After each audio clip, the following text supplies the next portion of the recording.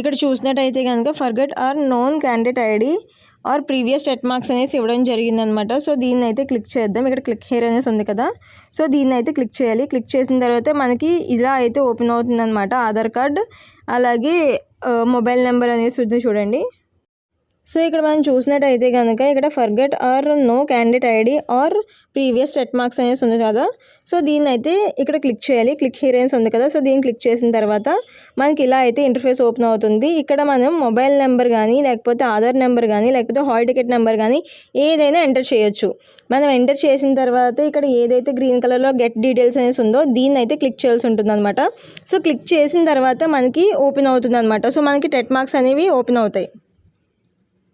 దీనికి సంబంధించి complete details చూడాలి అంటే ఖచ్చితంగా సబ్స్క్రైబ్ చేసుకుని బెల్ ఐకాన్ క్లిక్ చేసుకోండి.